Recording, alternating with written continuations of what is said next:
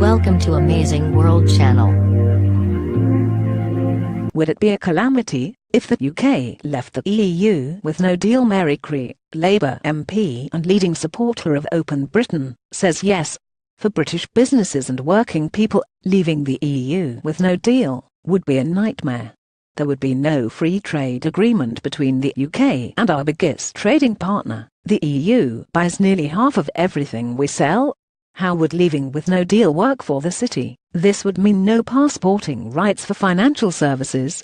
Manufacturers and farmers would face cripplingly high WTO tariffs on exports, including 10% on cars and 40% on lamb. What would no deal mean for the 3 million EU citizens living in the UK? They would be left in an unacceptable legal limbo with no guaranteed rights. If EU citizens decide to leave the UK, it would exacerbate skills shortages and hammer UK businesses.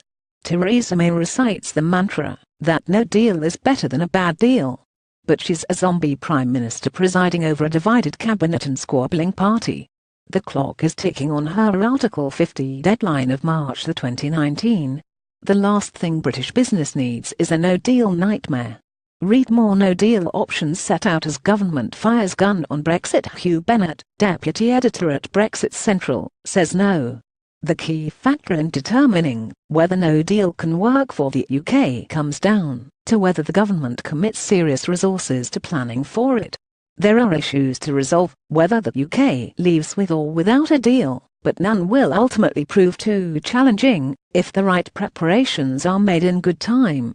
Theresa May's announcement to that effect over the weekend is welcome, but the government must now accelerate its efforts and publicise them widely to give businesses the certainty they need to plan ahead.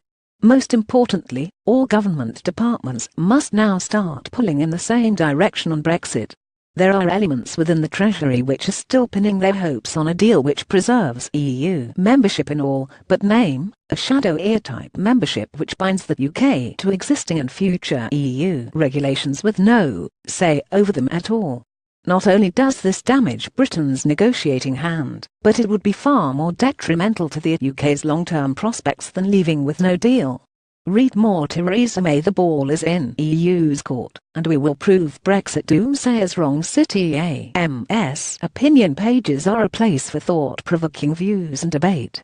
These views are not necessarily shared by City AM.